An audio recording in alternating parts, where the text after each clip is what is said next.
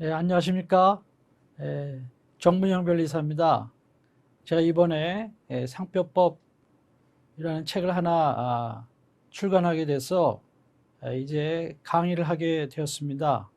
이 강의는 주로 기업체 상표 실무자와 또 변리사 수험생을 대상으로 하는 것입니다.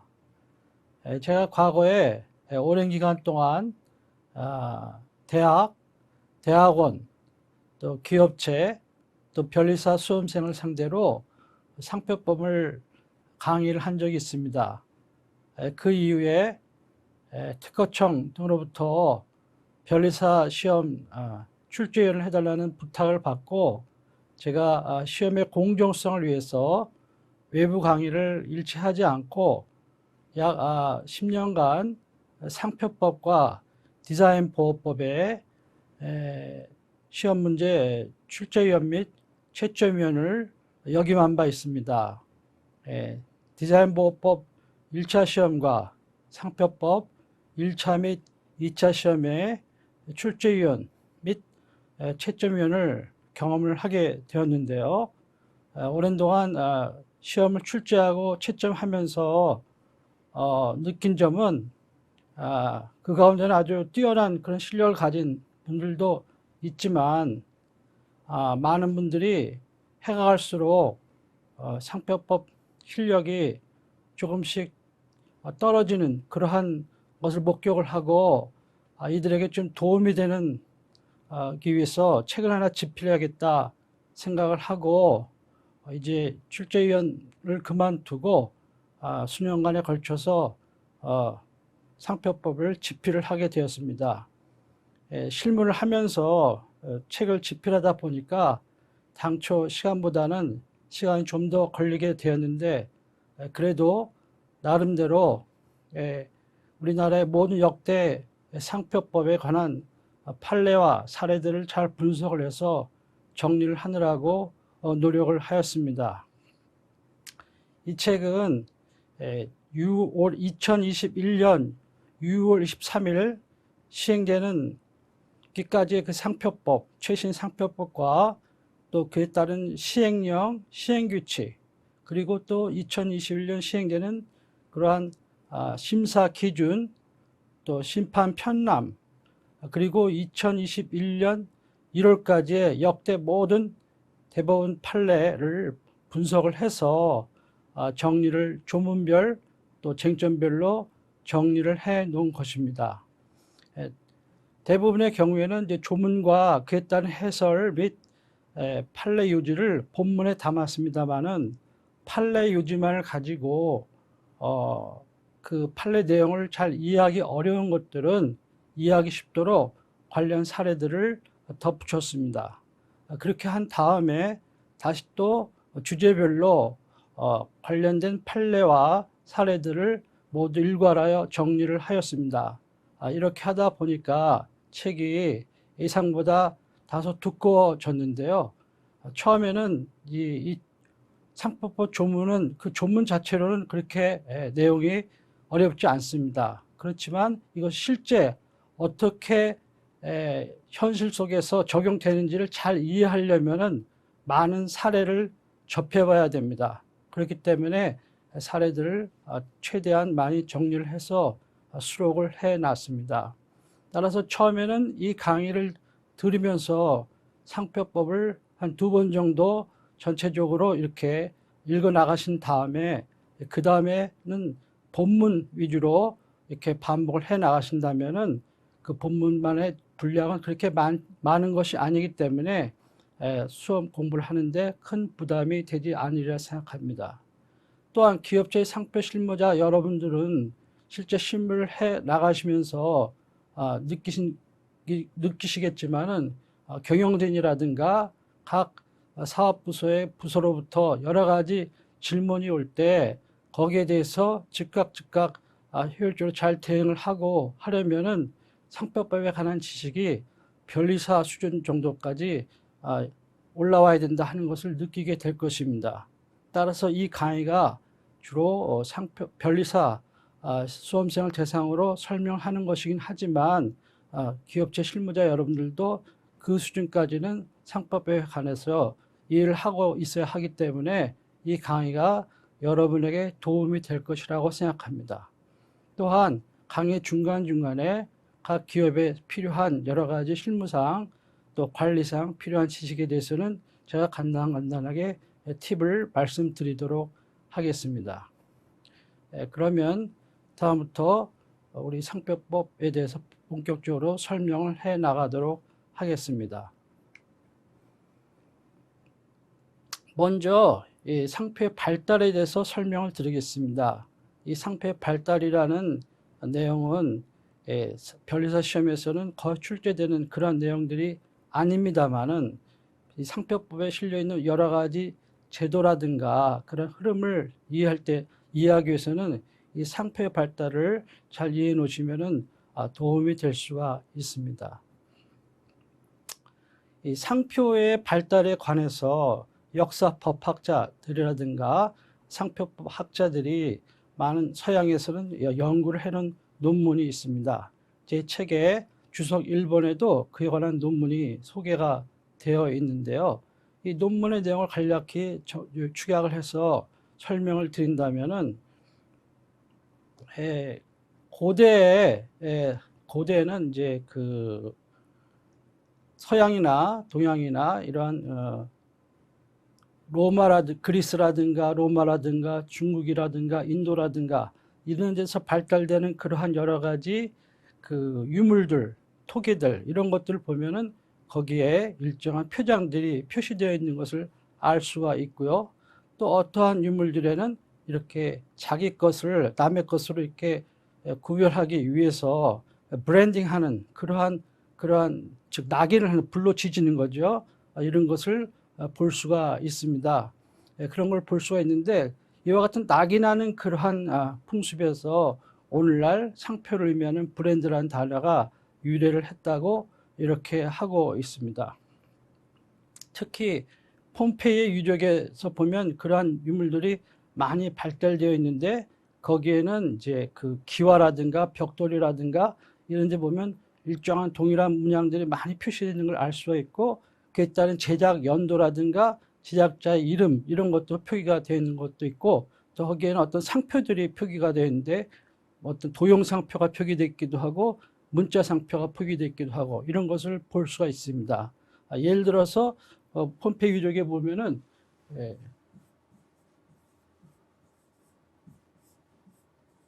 이렇게 포르티스 이러한 문자가 이렇게 표기되어 있는 것을 그 토기들의 이런 것에 표기된 걸 볼 수가 있는데 이 포르티스라는 것은 사자라는 뜻입니다. 그러니까 사자표 뭐 토기라든가 사자표 벽돌 이런 것을 의미하는 것을 알 수가 있겠죠. 이렇게 해서 고대에는 서양에 보면 지중해에 여러 가지 교육이 활발함에 따라서 상표들이 많이 사용된 흔적을 볼 수가 있는데 중세에 넘어오면서부터는 이제 중세는 아시다시피 봉건경제 시대 아닙니까? 그래서 지역경제 중심이고 장원경제, 즉 영주가 관할하는 그러한 중심의 그런 경제이기 때문에 주로 영주들이나 귀족들이 사용하는 그런 무기라든가 제기 이런 데에는 표장이 일부 사용된 것을 볼 수 있습니다만은 일반적인 상품들에는 상표가 이렇게 사용이 활발하지 못했습니다. 그런 것을 알 수가 있고 또 더군다나 중세는 이제 암흑시대라고 해가지고 이제 그런 서민들이라든가 상인들 이런 사람들에게 문자를 모르는 경우가 많았기 때문에 그런 상표를 표시할 수 있는 그런 수단에 대해서도 많이 알리를 못했 그것도 한 원인이라고 하겠습니다. 그러다가 중세 말 근세 초에 들어오면서부터 이제 길드라고 하는 것이 이렇게 발견이 되고 또 지리상의 발견이라든가 여러 가지 또 문의 부흥이라든가 이렇게 하면서 사람들이 문자에 대해서도 많이 알게 되고 또 그 다음에 지중해를 중심으로 다시 교육이 활발하게 되고 그 다음에 길드를 중심으로 이렇게 또 여러 가지 상업이 발달하게 되는데요. 이 길드라는 것은 오늘날 따지면 어떤 조합의 생산조합이든가 판매조합 이런 조합의 성격을 띈다고 할 수가 있는데 이 길드들이 자신들의 이익을 이제 보호하기 위해서 길드에 어떠한 그 가입된 멤버들 이런 사람들에게 길드 표장이라는 것을 이렇게 해가지고 우리 그 길드에 속해 있는 사람들에게만 예를 들면 어떤 치즈하면 치즈에 대한 어떤 상표 그런 것을 쓰게 하고 다른 사람들이 이제 쓰는 것 이런 것은 못 쓰게 하고 또 어떤 또 판매 지역도 나누기도 하고 뭐 이런 식으로 있었습니다. 근데 이런 것이 사적으로 이렇게 하기에는 한계가 있기 때문에 이들은 이제 그 당시 자기들 관할하는 그런 영주라든가 또 왕이라든가 이런 사람들에게 이제 그 청원을 내 가지고 올라 따지면 로비를 하는 거죠. 해서 이러이러한 것이 있으니까는 좀 나를 그 우리에게 이런 걸 보호해 달라 이렇게 하면은 이제 길드가 또 그 지방 경제라든가 영주에게 여러 가지 베푸는 그런 경제적인 혜택이라든가 또 자기 지역 내에서의 상업 발전 이런 것을 고려를 해가지고 이제 영주나 그 지역의 어떤 소도시 국가의 왕 이런 사람들이 이제 지방별 또는 상품별로 그래 이 길드 표장은 이 길드만 쓸 수가 있고 다른 사람 쓸 때는 처벌하겠다 이런 식으로 하고 이렇게 했습니다. 그래서 이것은 이제 이렇게 지방별 상품별로 이렇게 그 표장 사용이 이제 발달하고 일부 보호하는 그러한 그런 모습을 볼 수가 있는데요. 이때는 아시다시피 이제 그걸 청원이 들어오면 보호를 해줄 건지 안 해줄 건지 하는 것은 사실은 영주의 마음이에요. 영주가 봐서 마음에 들면은 이제 혜택을 주는 거죠. 좋아. 너 보호를 해주겠다. 이런 것을 그렇기 때문에 이것을 은혜주의라고 합니다. 은혜를 베푼다. 시혜를 베푼다 해서 이것을 은혜주의라고 이렇게 하고 그래서 그런 경우에 따라서 일정한 독점 사용이 허용되어 왔었습니다. 그러다가 근대에 들어와가지고 다 아시다시피 산업혁명이 일어나고 그래서 공장의 기계화가 이루어지고 그래서 대량 생산이 가능해지고 이렇게 많이 생산되는 상품을 이제 대량으로 유통하기 위해서는 또 많은 넓은 지역에 이렇게 또 이 상품을 유통시키기 위해서는 이 상품을 널리 알려야 되는 그런 광고 선전의 필요성이 증가를 하게 되었습니다. 그래서 그 광고 선전을 하는 그런 수단으로서 이제 상표가 본격적으로 활발하게 사용을 하게 되었고 이것이 사용이 점차 증가를 하게 되었습니다. 그리고 아시다시피 근대에서는 이제 시민혁명이라는 것이 일어났기 때문에 이런 것이 하나의 재산, 상표를 하나의 이제 재산으로 해가지고 재산권으로서 이것을 보호를 해줘야 된다라는 것. 그렇기 때문에 이제 상표를 보호받고자 했을 때 상표 등록을 한다 했을 때는 이제 그 중앙집권화된 그러한 국가의 왕이 또 대통령이 수상이 이 사람이 밉든 싫든 일정한 법적인 요건을 갖추면은 상표로서의 등록받을 수 있는 권리를 인정을 해가지고 보호를 해줄 수밖에 없었습니다. 즉 다시 해가지고 상표를 등록받을 수 있는 것이 하나의 왕이 베푸는 시의 은혜에서 이제는 하나의 국가에 요구할 수 있는 시민적 권리가 된 것이죠. 그래서 그것을 이제 권리주의다 이렇게 이야기를 하고 그래서 우리나라도 상표법 제3조에 보면 국내에서 상표를 사용하는 자 또는 사용하고자 하는 자는 이 법에 따라 상표 등록을 받을 수 있다. 이렇게 해서 권리주의 이 태도에서 입법을 하고 있음을 알 수가 있습니다. 그렇게 해가지고 또 이렇게 상표 사용이 증가되자 또 상표 도용도 또 많이 일어나게 되었습니다. 그래서 이것을 효과적으로 규제하기 위해서 이제는 이렇게 지방별이 아니고 이제 중앙 집권적으로 그래서 특허청은 우리나라 하나밖에 없죠. 이렇게 중앙 집권에서 하고 있죠. 그 다음에 상품별인데 지금은 모든 상품 서비스를 이렇게 다 해서 각 상품 분류별 이렇게 나눠가지고 대상으로 해서 등록을 받아주고 보호를 해주고 있습니다. 또 근대 이후에는 교육이 점점 이렇게 활발하게 이루어짐으로 이제 국내뿐만 아니라 국제적으로도 이렇게 이루어지기 때문에 이것을 국제적으로도 보호를 할 필요가 있다. 이렇게 했습니다. 특히 유럽을 중심으로 그런 것이 많이 일어나게 되었는데요. 그렇게 해가지고 1883년에 프랑스 파리에서 외교 회의를 열어가지고 이 상표권과 같은 이런 또 특허권 이런 것들을 이제 국제적인 차원에서 보호하기 위해서 여러 국가들이 협약을 맺습니다. 그것이 유명한 공업소유권 보호를 위한 파리 협약이라고 하는 것이죠. 그래서 1883년 5월 4일 날 이렇게 체결이 되었는데 우리나라는 아주 늦게 1980년에 가입을 했습니다. 이렇게 국제적인 차원에서 상표 보호가 이제 점차 일어나게 되었습니다.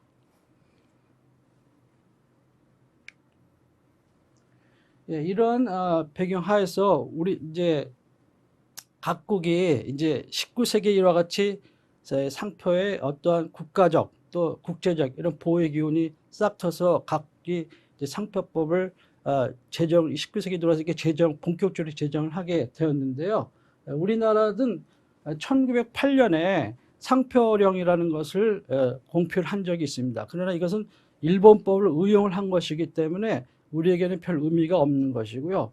이제 우리가 해방하고 1948년 정부를 수립하고 1949년 11월 28일 날 최초로 우리나라가 상표법을 제정을 하게 됩니다. 그리고 그 이후부터 오늘날까지 수십 차례에 걸쳐서 거의 뭐 매에 걸쳐서 상표법이 개정되어 오다시피 하는데요. 그래서 오늘날의 상표법에 이르고 있다 하는 것입니다. 이 상표법 그 다음에 이거 외에도 우리나라는 여러 가지 국제적 보호를 위해서 이제 조약에 가입을 하고 있는데요. 조약은 다자조약하고 양자조약 이렇게 크게 둘로 나눠볼 수가 있는데 오늘날 우리나라 가입하고 있는 상표에 관련된 다자조약은 이렇게 6가지입니다. 공업소유권 보호를 위한 파리협약, 또 WTO, 트립스, 세계무역기구, 무역 관련 지적재산권에 관한 협정, 그 다음에 니스 협정. 이것은 이제 상품의 국제 분류를 위해서 통일시키기 위해서 현재 표장의 등록을 위한 상품 및 서비스의 국제 분류가 관한 니스 협정. 국제 분류, 우리가 현재 국제 분류, 인터내셔널 클래시피케이션이라고 하는데요. 국제 분류를 채택을 하고 있는데 이 국제 분류 채택하기 이전에는 코리안 클래시피케이션, 한국 분류, 우리나라 고유의 그런 상품 분류를 채택을 하고 있었습니다. 지금은 니스 분류, 즉 국제 분류를 채택을 하고 있습니다. 이건 되게 세계적인 어느 나라가 그런 추세이다 하는 것을 말씀드리고, 그 다음에 트레이드마크 로 트리티, 즉 상표법 조약에도 가입이 되어 있고요. 그 다음에 표장의 국제 등록하는 마드리드 협정에 대한 의정서, 마드리드 프로토콜이라고 이렇게 이야기를 하는데, 이제 우리나라가 여러 나라에 등록을 하려고 그런다 그러면은 옛날에는 파리 조약의 상표 등록 독립원칙에서 나라별로 이렇게 출원을 했었어야 됐거든요. 그런데 지금은 이제 우리나라에 등록하거나 또 출원한 것을 기초 출원을 해가지고 이것을 마드리드 출원에 의해서 미국에도 하겠다, 일본에도 하겠다, 중국에도 하겠다 이런 식으로 해서 하나의 출원소로 여러 나라 지정국가를 정해서 출원할 수 있도록 해서 출원인의 국제 출원의 편의를 도모하는 그런 제도를 도입을 했습니다. 또 거꾸로 예를 들면 외국에서도 우리나라 마드리드 당사국이기 때문에 우리나라를 지정을 해서 우리나라 출원할 때 개별국 출원식으로 해서 우리나라 출원이 들어오기도 하지만은 마드리드 출원을 통해서 우리나라 지정국을 해가지고 출원이 이렇게 우리나라에 접수되는 그런 경우도 있다 하는 것입니다. 그 다음에 상표법에 관한 싱가포르 조약 이렇게 있습니다. 이 6가지가 있는데 그 중에서 가장 이렇게 파리 협약 또 WTO 트립스 마드 협정 이런 것이 실무상으로는 굉장히 중요한 것이고요. 그 다음에 조약의 이름을 맺을 때는 되게 그 조약이 외교에서 체결된 그러한 도시의 이름을 따서 이렇게 되게 조약의 이름을 붙입니다. 그 다음에 우리가 국제법상 이제 조약이다 그러면은 조약이라고 하든 헌장이라고 하든 협약이라고 하든 의정서라고 하든 뭐 여러 가지 그 명칭이 어떻든 그건 다 넓은 의미의 국제법상은 조약입니다. 그래서 우리 상표법은 조약 가로 열고 또는 이에 준하는 것 이렇게 되어 있는데 그것이 바로 국제법상 넓은 의미의 조약을 의미한다라는 것입니다. 그래서 이렇게 다자조약 말고 또 양자조약이 있는데 대표적인 것이 한미 FTA, 또 한EU FTA 이런 것들 등이 있습니다. 여기도 조약에 보면 이런 지적재산권 상표를 포함한 이런 지적재산권 보호해가는 그런 규정들이 있음을 알 수 있습니다. 이와 같이 우리가 상표의 발달에 대해서 살펴본 것처럼 상표라고 하는 것은 인류가 사회 경제적인 필요성에 의해서 발달시켜온 유산의 하나입니다. 예, 그렇게 하는 것이고, 오늘날에는 이제 상품 출처표 수단이 많이 발달되고 있습니다. 스마트폰을 중심으로 해가지고 인터넷이라든가 여러 가지 그런 것이 있고, 그 다음에 또 광고 선전 매체 다양화, 이런 것이 또 생겨나게 되죠. 그 다음에 또 국제경제 블록화 내지 세계화, 뭐 예를 들면 옛날에는 유럽에 등록하려면 유럽의 그 많은 나라를 다 등록을 해야 됐는데, 지금은 유럽 공동체 상표 해가지고 이제 그 EU의 상표청에다가 등록을 하면은 이렇게 되도록 되어 있습니다. 그렇게 되어 있고, 그런데 여기서는 또 이제 국가의 통합과 분리 이렇게 되어 있는데, 예를 들면 옛날 동독과 서독 이런 경우에 동독에도 등록된 상표가 있고 서독에도 등록된 상표가 있는데, 이렇게 통일됐을 때는 그러면 이 기존에 등록된 상표는 어떻게 할 것인지, 이런 것이 또 문제가 되겠죠. 그 다음에 또 예를 들면 최근에 영국이 EU에 가입했다가 탈퇴를 하게 됐죠. 이렇게 탈퇴를 했을 때 그러면은 상표권을 어떻게 할 것이냐. 기존에 영국을 멤버였던 그러한 그 대상국가인 EU 상표로 등록된 것이 이제 영국이 탈퇴함으로써, 그러면 이것을 영국에 따로 또 등록을 해야 되느냐, 기존에 등록된 것은 영국에 대해서도 효력을 미치느냐 하는 여러 가지 문제가 있죠. 그래서 이런 것을 그 영국하고 EU가 서로 탈퇴할 때 협상을 벌일 때 이런 것을 조정하는 그런 문제들이 있었죠. 이런 것처럼 이런 것이 오늘날 상표 제도의 운영에 이와 같이 끊임없이 많은 그 문제점과 그런 것을 던져주고 있습니다.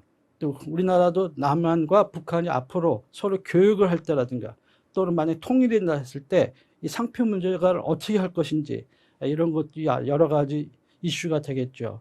이런 것에 대해서는 앞으로 더 많은 연구가 이루어져야 된다 이렇게 생각을 합니다. 이상 상표의 발달에 대해서 설명을 드렸습니다. 그러면 다음에는 상표법의 목적에 대해서 살펴보도록 하겠습니다. 상표법 제1조에는 이 법은, 즉 상표법은 상표를 보호함으로써 상표 사용자의 업무상의 신용질을 도모하여 산업발전에 이바지하고 수요자의 이익을 보함을 목적으로 한다 이렇게 되어 있습니다. 그래서 이 법은 상표를 보호함으로써 이렇게 되어 있는데요. 왜 상표를 법률로 보호를 해야 되느냐, 그 이유가 뭐냐에 대해서 생각을 해본다면은, 상표를 법률로 보호를 하는 이유는 상표가 사회경제적으로 일정한 기능을 하고 있기 때문입니다. 그래서 어떤 기능을 하고 있는 상표는 이제 출처 표시 기능을 하게 되고 또 품질 보증 기능을 하게 됩니다. 그래서 만약 상표가 없다, 요즘에 뭐 노브랜드 이런 것이 유행하는데요. 어느 매장에 갔는데 여러분 아무런 상표 표시가 없어요. 근데 여러분이 옛날에 어떤 상표를 샀는데, 예를 들면은 나이키 신발을 샀는데 그게 굉장히 마음에 들었어. 그걸 또 사기 위해서 매장을 갔는데 나이키라는 표시가 아무것도 없어요. 그리고 어디 누가 만들었는지, 나이키가 만들었는지, 푸마가 만들었는지, 필라가 만들었는지 아무 표시도 없다고 치면은, 여러분은 과거에 샀던 상품에 그 상품을 다시 찾기 위해서는 찾아보고 비슷하게 생긴 것 같으면 자꾸 신어보고 또 신어보고 이렇게 해가지고 수요자 입장에서는 어떻게 보면 마케팅 리서치 비용이 코스트가 올라가는 거죠. 또 상표 사용자 입장에서는 자기 상품을 알리고 이것이 내 상품이다 이런 것을 이렇게 나타내야 되는데, 그런 수단이 없다 보면은 여러 가지 사회경제적으로 비용이 증가하는 그런 문제가 발생을 하게 됩니다. 그런데 상표는 이러한 비용을 줄여주는 그런 기능을 하게 되죠. 또 나이키라는 회사에서는 이 제품이 어떤 히트를 쳤으면은 그 퀄리티를 계속 유지하거나 발전시킴으로써 그 소비자들에게 계속 어떤 만족을 줘가지고 자기 상품을 다시 재구매하게 하고 고객을 끌어들이고 이렇게 해서 매출을 증가시키고 이렇게 하려고 하겠죠. 그렇기 때문에 자기 상표가 붙어있는 상품의 품질이 일정 수준 기능, 일정 수준 이상이 되도록 이렇게 하려고 노력을 할 겁니다. 소비자도 마찬가지예요. 몇 달 전에 내가 나이키를 샀는데 지금 다시 사려고 했을 때 똑같은 브랜드의 똑같은 모델이다 했을 때는 아, 내가 옛날에 샀던 거하고 적어도 품질이 같겠지. 이렇게 믿고 사는 거거든요. 그걸 일일이 뭐 어떤 시험사에 보내가지고 뭐 성분이 어떻고 뭐 이렇게 할 필요는 없는 거거든요. 다시 얘기해 상표는 이와 같이 품질 보증 기능도 한다 하는 것입니다. 이것이 상표의 양대 기능이다. 이렇게 할 수가 있고 되게 우리 상표법 또는 그 해석은 대략 이 양대 기능이 제대로 발휘될 수 있도록 이렇게 보호를 하고 또 그렇게 제대로 운영을 하려고 노력을 하고 있습니다. 그 밖에 이제 학자들에 따라서 보는 사람에 따라서는 상표의 출처 표시 기능, 품질 보증 기능 이거 이외에 광고 선전 기능도 상표의 기능이다. 이것을 상표의 3대 기능이다. 이렇게 이야기를 하는 사람도 있습니다. 상표를 그래서 사일런트 세일즈맨이다. 이렇게도 이야기를 하고 있어요. 이 밖에도 뭐 보호하는 그 학자들에 따라서는 보호적 기능, 뭐 재산적 기능 이렇게 논의를 하는 경우도 있는데 그것은 그렇게 상표법에서 큰 의미를 갖고 있는 것은 아니기 때문에 더 이상 여기 대해서는 언급을 하지 않겠습니다. 그 다음에 여기 상표를 보호함으로써 이렇게 되는데 이때 상표는 광의의 상표, 즉 넓은 의미의 상표를 의미하는 겁니다. 상표법에는 좁은 의미의 상표도 정의하고 있지만 그 밖에 넓은 의미의 상표로서 여기처럼 단체 표장, 또 증명 표장, 업무 표장 이런 것들도 이렇게 규정을 하고 있습니다. 이들에 대해서는 나중에 상표의 정의 때 자세히 보겠습니다만은 이때 상표라는 것은 넓은 의미의 상표를 의미하는 것이다. 이렇게 이해하시면 되겠습니다. 다음에는 상표 사용자의 업무상 신용 유지를 도모한다. 이렇게 되어 있는데 여기서 우리가 유의할 것이 상표권자의 업무상 신용 유지 이렇게 얘기 안 하고 상표 사용자다. 이렇게 이야기를 하고 있죠. 상표 사용자라고. 예, 상표 사용자의 업무상 신용 유지. 그래서 상표법에서는 이제 상표권자만 보호하는 것이 아니고 또 전용 사용권자의 업무상 신용 유지를 도모하게 되고 그 다음에 웰노운 마크 또는 페이머스 마크, 웰노운 마크는 주지상표라고 하고 페이머스 마크는 저명상표라고 이렇게 이야기를 하는데 이런 주지저명 상표인데 등록을 안 했어요. 예? 그러면 등록을 안 했다 그래서 보호를 안 해주는 게 아니고 주지저명하다는 이유만으로 보호를 해줍니다. 대신에 상표법은 주지저명 상표와 이제 유사하거나 혼동을 가져오거나 뭐 이걸 희석화시킬 수 있는 그런 상표를 누군가 제3자가 출원을 한다.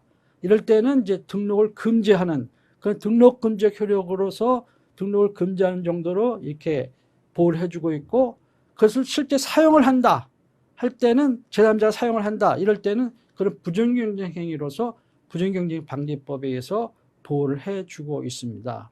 여하튼 이 상표법에서는 등록되지 않은 상표라도 주지저명 상표라든가 또는 일정한 그러한 요건을 갖춘 특정인에게 널리 알려진 상표라든가 이런 것들은 이제 보호를 해주고 있다 하는 것을 알 수 있습니다. 이런 것은 이제 특정인의 출처로서 인식된 상표 이런 것들은 이제 수요자를 기만할 염려가 있는 상표로서 이렇게 제3자가 출할 때는 수요자 기만의 염려인 상표다 해가지고 등록을 거절하는 이런 식으로 해서 보호를 해주고 있다 하는 것입니다. 다음에 이 상표법 제1조 목적 규정에는 명문은 없지만은 부정경쟁을 방지한다 하는데도 상표의 목적이 있다 하는 것이 이제 통설이고 또 대법원 판례이기도 합니다.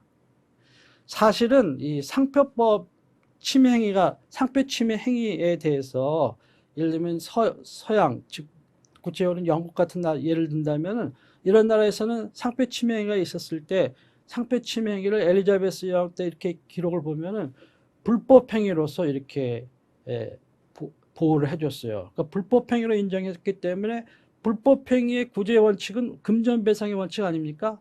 그러니까는 금전적으로만 그 보호가 가능한 마니터리 릴리프만 가능한 그런 것이 됐어요.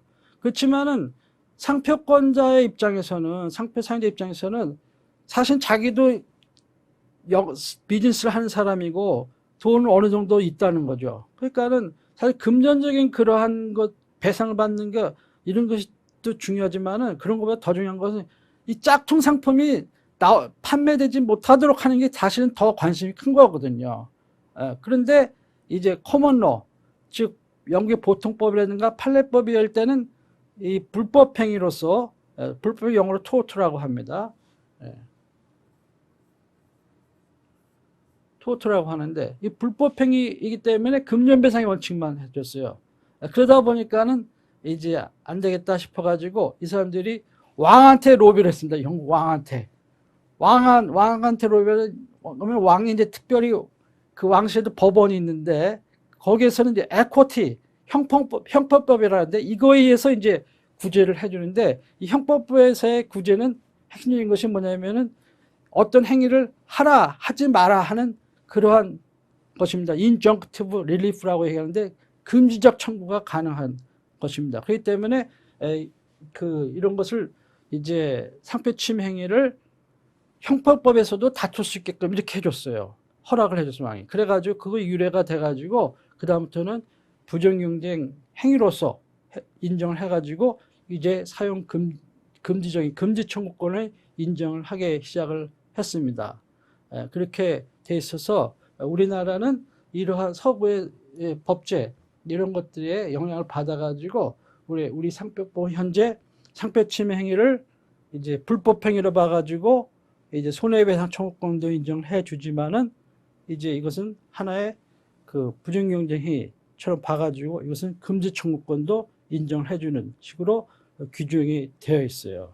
알다시피 금지 청구권, 즉 배타적 청구권 이런 것들은 우리가 민법의 물권법에서 보듯이 그런 것을 인정하려면 물권 법정주의라고 하지 않습니까? 그런 것은 법률로 특별히 정해질 때에만 그런 금지권이 인정이 되는 것이기 때문에 상표법은 그런 측면에서 특별히 규정이 된 것이다 하는 것을 우리가 알 수가 있습니다. 그래서 우리나라는 이렇게 외국법 개수 과정에서 이렇게 돼 있는데, 사실 우리나라 법을 보면은요, 1949년에 상표법이 제정이 되었다고 하지 않습니까? 그런데 부정경쟁방지법은 1962년에 제정이 됐어요. 그것은 이제 우리나라가 경제개발 계획을 세우면서 이제 외국에서 우리나라한테 우리는 노동을 제공하고 그 사람들은 기술을 제공을 하고 자본을 제공을 해가지고 경제 발전을 해야 되는데, 기술을 제공하고 자본을 제공하는데 항상 따라다니는 게 뭐냐면 지식재산권을 제대로 보호하고 있느냐 하는 것이죠. 지금 미국이 중국한테 요구하는 게 그거 아닙니까? 지식재산권 제대로 보호를 안 한다 하는 거죠. 그러니까 투자할 가치가 없다 이렇게 자꾸 몰고 가는 거죠. 그런 것처럼 우리나라도 외국 자본을 도입을 해서 외자 도입을 해가지고 경제 발전을 하려다 보니까는 이제 서양에서 너희는 지식재산법 체계 보호 체계가 미흡하다 이런 요구가 있었고, 그래서 그런 것을 충족하기 위해서 투자 요건을 마련하기 위해서 우리가 부정경쟁방지법도 그때 제정을 하게 됐던 것입니다. 그래서 우리는 이렇게 거꾸로 상표법이 먼저 제정되고 부정경쟁방지법이 나중에 제정됐지만은 사실 원래는 이제 상표를 손해 침해 행위로서 불법 행위로 이렇게 봐주고, 그 다음에 또 부정경쟁 행위로 이렇게 그 이후에 금지 청구권을 인정해주고 이런 식으로 발달해 왔다는 것을 알아두시면 감사하겠습니다. 그 다음에 이제 수요자의 이익을 보호한다 이렇게 되어 있습니다. 그래서 상표법은 수요자를 기만케 하거나 오인케 하거나 혼동케 하거나 이런 등의 상표는 이제 등록을 금지하고 있고요. 등록이 잘못되면 무효도 시키고, 또 등록해놓고 상표권자가 다른 상표하고 헷갈리게끔 쓰게 상표를 살짝 바꿔가지고 이렇게 쓸 수도 있을 수 있거든요. 그런 경우에는 그거는 부당사항이 있기 때문에 취소도 시키고 이런 식으로 하고, 나아가서는 침해도 인정하게 되는 그런 식으로 해서 수요자를 오인케 하거나 혼동케 하거나 기만케 하는 상표의 등록의 출연도 금지시키고 사용도 못하게 하고 이런 식으로 여러 가지 규정들을 두고 있습니다. 그리고 이와 같이 상표법은 상표 사용자의 업무상의 신용률을 도모하고 또 수요자의 이익을 보호를 하고 또 부정경쟁으로부터 다른 경쟁업자들의 이익도 보호를 하고 이렇게 해서 이들의 3자 이익이 서로 조화를 이루는 가운데 궁극적으로는 산업발전에 이바지하도록 이렇게 하는 것이 상표법의 목적입니다. 그렇기 때문에 상표법을 이렇게 제정을 할 때 예를 들어서 현재 우리나라는 상표 등록을 했다. 그러면은 불사용 취소 제도를 안 두는 나라, 옛날에 북한 상표법이 그랬어요. 북한은 상표 등록을 해놓으면 안 써도 상관이 없어. 계속 갱신할 수 있어요. 10년 동안 안 써도. 그런데 우리나라는 등록을 하면 일정 기간 동안 안 쓴다. 그러면은 이제 제3자가 상표 다른 후발 업체 여러 사람이 이제 벤처기업을 하나 만들었다. 그래가지고 내가 예를 들면은 뭐 화장품 같은 거 사업을 하고 싶다. 이렇게 했는데 브랜드를 하나 지고 싶다. 이랬는데 내가 살려고 하는 브랜드를 보니까 그냥 아모레 태평양 이런데 아모레 퍼시픽이라든가 이런 데서 그냥 다 등록을 해놨어. 어마어마하게. 그렇게 되면은 뭐야? 상표를 이름을 짓기가 너무 힘들어가지고 시장에 들어가기가 어려워져요. 경제학적인 용어로 따지면 시장 참입 조건, 엔트리 투 더 마켓 조건이 굉장히 까다로워지는 거죠. 이런 식으로 해서 상표로 뭐야? 경쟁자들이 잠재적 경쟁자들이나 경쟁자들이 못 들어오게끔 울타리를 쳐서 진입장벽을 높이 쌓는 경우가 있거든요. 이런 경우에 불상 취소 제도가 없다 그러면은 등록만 해놓고 쓰지도 않아.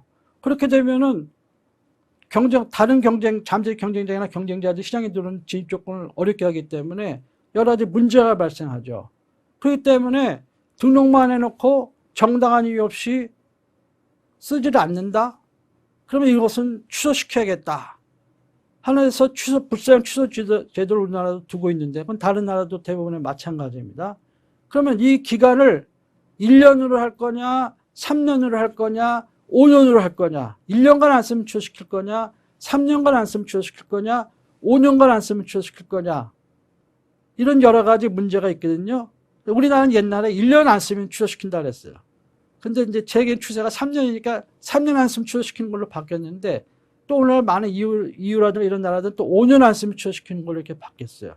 이런 기간을 몇 년을 할 건지, 이런 제도를, 불상 취소 제도를 둘 건지 말 건지, 둔다면 1년으로 할 건지, 3년으로 할 건지, 5년으로 할 건지, 예를 들면 이런 경우에 입법 정책적으로 어떻게 하는 것이 우리나라 시장 실정에 또 우리나라 산업 발전에 과연 도움이 되겠느냐 하는 정책을 정할 때에도 다시 이 상표법의 목적으로 돌아와서 어떻게 하는 것이 이 상표법의 목적을 달성하는 것이냐 하는 것을 염두에 두고 그런 구체적인 입법을 정하고 또 그에 따른 법의 해석도 하고 이렇게 해서 상표법의 해석이라든가 운용에 있어서 항상 궁극적인 지침이 되는 것이 상표법의 목적이다 하는 것을 잊지 말아야 됩니다.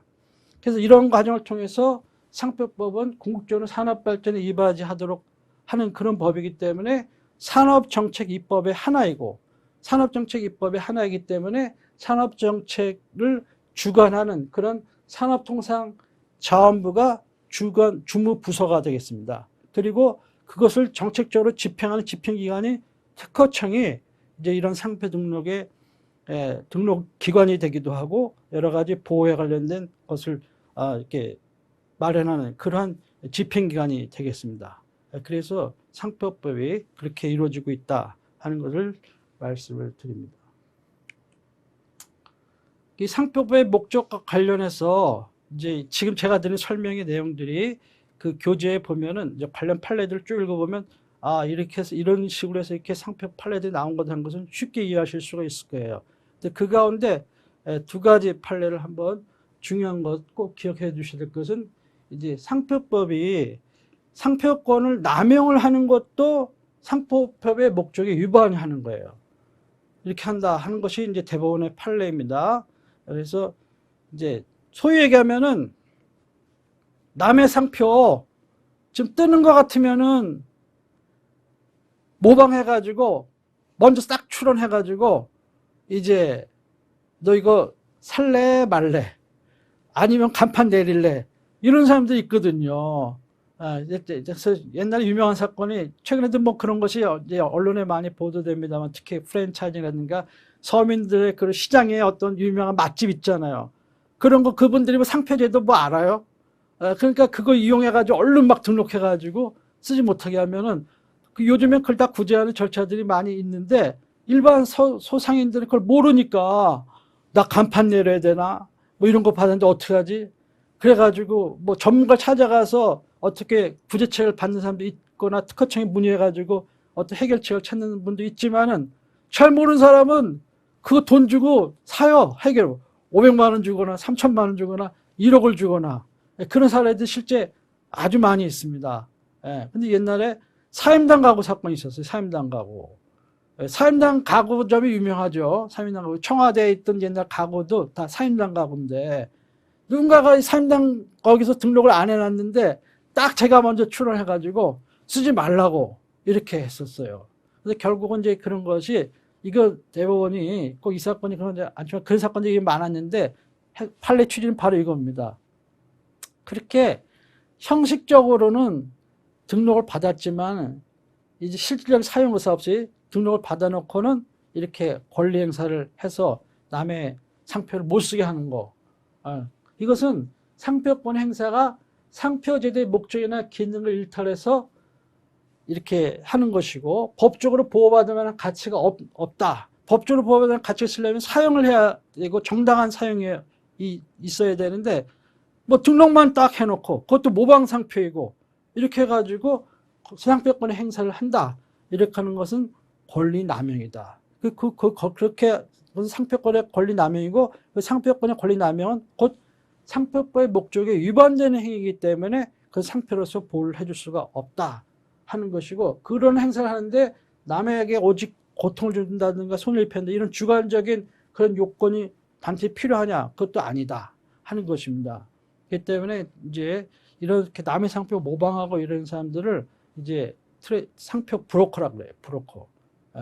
그래서 지금 동남아나 뭐 중국에 가면 그런 사람들 많죠. 신문에 많이 나오죠. 우리나라 이제 K-팝, K-푸드, K-컬처 막 뜨니까는 그냥 모방해가지고 막 출원해가지고 이제 괴롭혀가지고 이렇게 해가지고 이제 그 우리 상표들 애먹이는 그런 경우가 있는데 사실은 우리나라도 옛날에 그런 경우가 많았어요.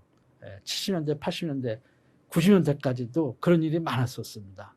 최근에 와서 이제 많이 법 이런 것을 규제하는 금지하고 못하게 하는 그런 식으로 법이 이제 개정도 되고 또 판례도 그런 식으로 해석이 되오고 이러기 때문에 그런 것을 막을 수 있는 장치가 많아졌지만은 옛날에는 그랬다는 것입니다. 근데 그런 것들은 상표권의 남용으로 봐서 상표법의 목적에 반하는 것으로 이렇게 해서 인정을 해주지 않는다.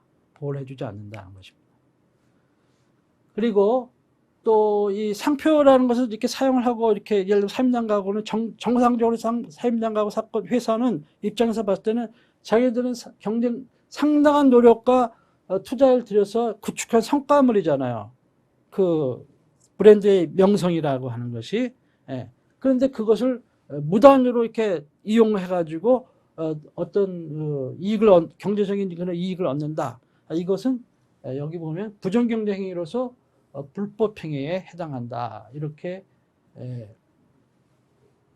판례가 보고 있습니다. 상표도 마찬가지 이 중에 한 유형이다. 상표 침해 행위도 타인 성과 모용 행위의 한 유형이다.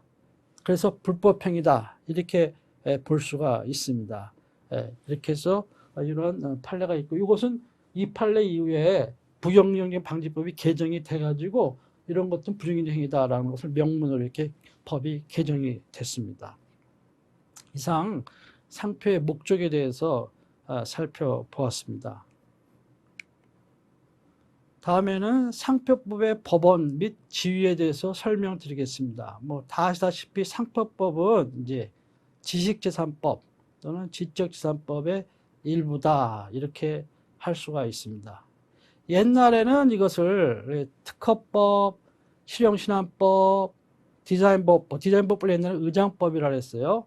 근데 의장법이 일본식 용어이기 때문에 지금 디자인법으로 이렇게 바뀌었는데 그 다음에 상표법 이렇게 네 가지 법을 공업소유권법이다 이렇게 했습니다. 공업수용법 일본식 일본에서 그렇게 썼기 때문에 우리도 그대로 받아들여서 이렇게 썼는데, 사실은 영어로는 이게 불어에서 온 건데, 사실은 영어적인 표현을 따르면 industrial property예요. 인더스트리 프로퍼티, 인더스트리 왜 공업이냐? 1차 산업도 있고.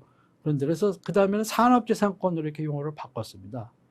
산업재산권으로 하다가 이제는 이제 옛날 1986년에 우리나라 미국에서 우리나라 여러 가지 통상 압력을 넣으면서 지적재산법 체계를 바꾸면서 이제 미국식 용어의 intellectual property라는 용어가 많이 쓰이게 됐어요.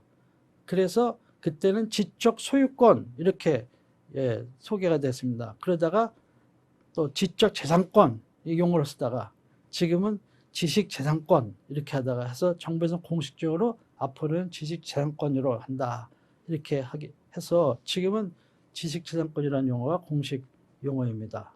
많은 실무적으로는 뭐 그렇게 구분하지 않고 쓰고 있습니다.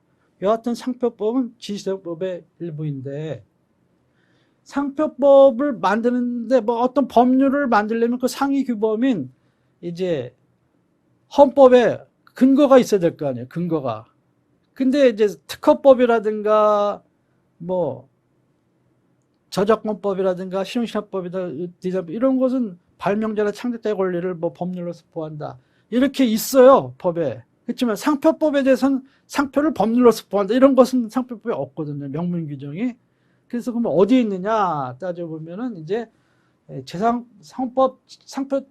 상표법도 재산권의 일종이니까, 지식재산권 이제 지식자 형사 빼면 재산권이니까 헌법 23조 재산권 보장의 한계, 또 영업 수행의 자유를 포함하는 직업 선택의 자유, 직업 수행의 자유, 또 경제상의 존중, 경제를 남용 방지, 경기유치 이익의 조화를 위한 조정, 이거 상표의 목적에서 우리가 설명을 들여다봤죠. 그다음에 소비자 보호, 이런 규정들에서 이제 상표법을 제정한 그러한 헌법적인 근거를 찾을 수가 있다. 그래서 헌법재판소의 이런 결정제를 보면은 상표법에 관련돼서 이건 위헌이다, 아니다, 이래서 위헌이다, 이런 조항들을 헌법 조항을 들면서 이래서 이것은 위헌이다, 아니다 이렇게 판시한 것들이 몇 가지 있습니다. 이건 합헌이다, 위헌이다. 대개는 합헌인데 위헌이라는 거 대표적인 것, 이것은 보면은 갑이 A라는 상표를 A라는 상품에 이렇게 등록을 받아놨어요.